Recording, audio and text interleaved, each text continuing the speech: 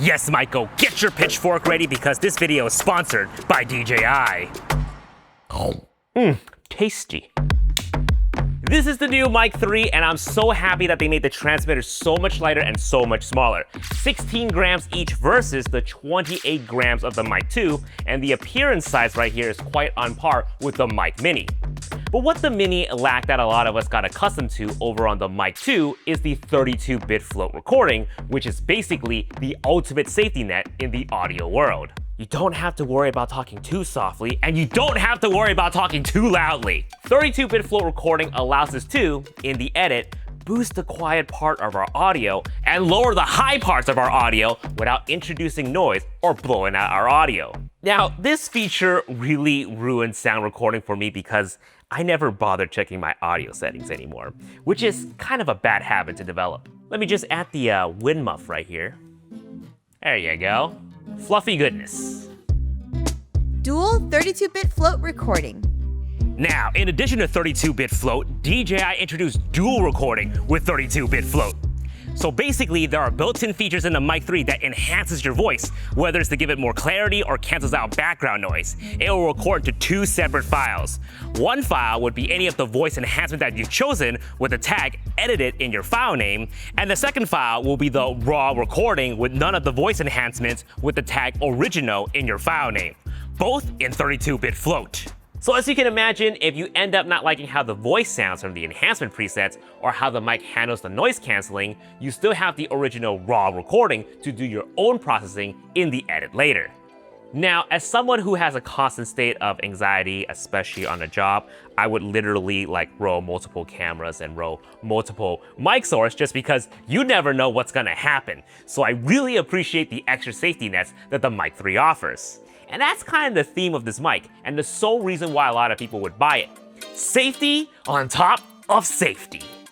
Internal recording and no USB-C? Look at this is a classic right here. Since the original DJI mic, I love that these have internal recordings. I would often just use the mic themselves without even plugging in the receiver into my camera, use as is, and sync it in post later. But normally, most people would be using the receiver connected to the camera, so everything gets recorded into one file. But if you're paranoid like me, I would also have the mics do the internal recordings as well. You never know which video or which device is going to get corrupted. Now, if you've never bothered with internal recordings before, because, I don't know, you're some kind of freak, DJI added a new safety feature called low power auto recording, which means if the receiver detects that it's about to run out of juice, it will automatically trigger the internal recordings in the mics. That's freaking insane. And it really helps that they increase the internal storage of these mics from 8GB to 32GB each, which is needed if you're gonna turn on dual 32-bit float recording. However, we did lose the USB-C on the mics themselves, so the only two ways of getting the internal recordings off of the mic is one, putting them back into the case and connecting a USB-C cable from there, or two, if you buy a single Mic 3, that version will come with its own USB-C dock for offloading and charging. A bit of a bummer since I do use the mics on their own half the time, so hopefully DJI will sell the dock separately, because I will 100% pick one up. No sponsorship needed. No mic port. Now, speaking of what we've lost, I understand that the internet is shocked that these no longer have a mic port, so you won't be able to plug a lav mic in and hide it underneath a shirt. Very valid concern, I'm not making excuses for DJI just because this is a sponsorship video, and they're actually really good at letting creators be honest even in partnership videos like this. So, if you need to have a mic port for lapel mic reasons, you still have the Mic 2, which is still a very solid mic. This here is for folks who've been using the Mic 1 or the Mic 2 with the magnets, aka me and Vivian. And the Mic 2, as much as I loved it, was heavy, it dragged our shirts down, but damn, were those magnets convenient.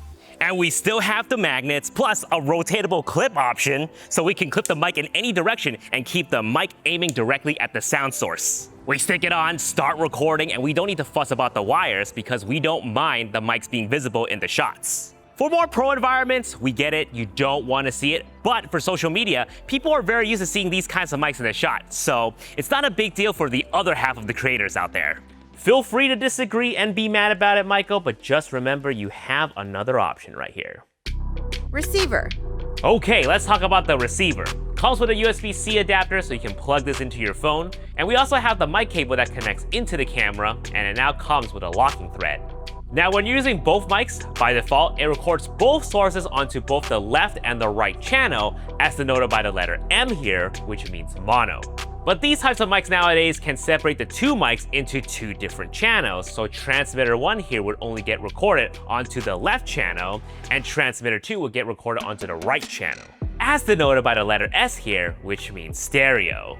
So in the edit, you just have to duplicate both sources, fill left with right, fill right with left. So now both mics will play on both channels. But the reason why we sometimes want to separate them into two different channels during recording is because if we needed to edit one of the speakers, we can do it safely on their own tracks without interfering with the second speaker. Really? You gonna do that right now? In addition to this, the receiver can now support up to 4 mics. So if you use the Sony Hot Shoe accessory with a compatible Sony camera, you can do what's called a quadraphonic recording, denoted as Q, which means 4 of these mics can be recorded into their own individual tracks and get saved into the same video file. That's freaking cool. And another thing that's also very cool is that you can use up to 8 receivers for these same 4 mics. It's for a multicam workflow, so if you're shooting with like 8 different cameras, all 8 cameras can record from the same mic sources, which would make multicam editing so much easier. Otherwise, the Mic 3 also supports timecode recording, so if your camera supports timecode as well, you would be able to sync up multicam recordings easily. Jeez, man, this mic is so stacked, bro. What the hell? Case. So let's talk about the case, and I love that it's taking the same idea from the Mic Mini. Nearly every accessory fits into the case, so you don't have to worry about packing the wind muff or the cable separately. You can store the 2 magnets in the middle and the cable around them, and there's enough room at the top here for the wind muffs to stay on top of the mics.